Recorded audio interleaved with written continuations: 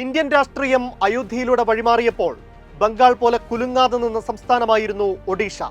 ആ സംസ്ഥാനത്തെ മറ്റൊരു മന്ത്രിരാഷ്ട്രീയത്തിലൂടെ തന്നെ സംഘപരിവാർ കീഴടക്കുന്നതാണ് 2024 തെരഞ്ഞെടുപ്പിൽ കണ്ടത്.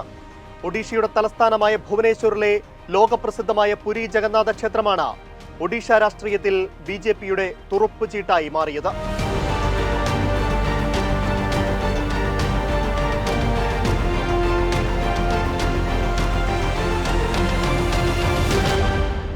ഒഡീഷയിൽ കാൽനൂറ്റാണ്ടിന്റെ ചരിത്രമുള്ള നവീൻ പട്നായിക് സർക്കാരിന്റെ വീഴ്ചയ്ക്ക് പ്രധാന കാരണമായത് പുരി ക്ഷേത്രവുമായി ബന്ധപ്പെട്ട വിവാദങ്ങൾ കൂടിയായിരുന്നു. അയോധ്യ പോലെ നല്ല കറവപ്പശുവാണ് പുരി ക്ഷേത്രമെന്ന് ഇപ്പോൾ അധികാരം പിടിച്ച BJP തിരിച്ചറിയുകയാണ്. അതുകൊണ്ട് തന്നെയാണ് ഒഡീഷയിൽ അധികാരത്തിലെത്തിയ BJP സർക്കാരിന്റെ ആദ്യ തീരുമാനവും പുരി ക്ഷേത്രത്തിന് വേണ്ടിയായത്. കോവിഡ് കാലത്ത് സുരക്ഷയുടെ ഭാഗമായി ക്ഷേത്രത്തിലേക്കുള്ള 4 കവാടങ്ങളിൽ 3 ഒഡീഷ സർക്കാർ അടച്ചിരുന്നു. പിന്നീട് അത് തുറന്നിട്ടില്ല. പുരി ക്ഷേത്രത്തിലേക്കുള്ള എല്ലാ ഗേറ്റുകളും തുറക്കാനാണ് ഒഡീഷയിലെ ആദ്യ BJP മന്ത്രിസഭയുടെ തീരുമാനം. ക്ഷേത്രത്തിന്റെ പ്രവർത്തനങ്ങൾക്കായി 500 കോടി രൂപയുടെ പദ്ധതിയാണ് രണ്ടാമത്തെ തീരുമാനം.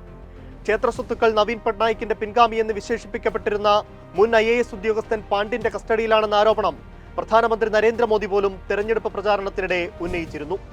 സാംസ്കാരികമായും മതനിരപേക്ഷമായും ഏറെ വൈവിധ്യങ്ങൾ നിറഞ്ഞ സംസ്ഥാനമാണ് ഒഡീഷ. പുരി ജഗന്നാഥ ക്ഷേത്രം ഒഡീഷയിലെ സാംസ്കാരിക പൈതൃകത്തിന്റെ മുഖമുദ്രയാണ്.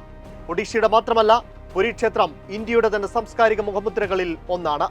പുരി ഒരു കാലത്തും ഹിന്ദുത്വ ബിംബമായിരുന്നില്ല.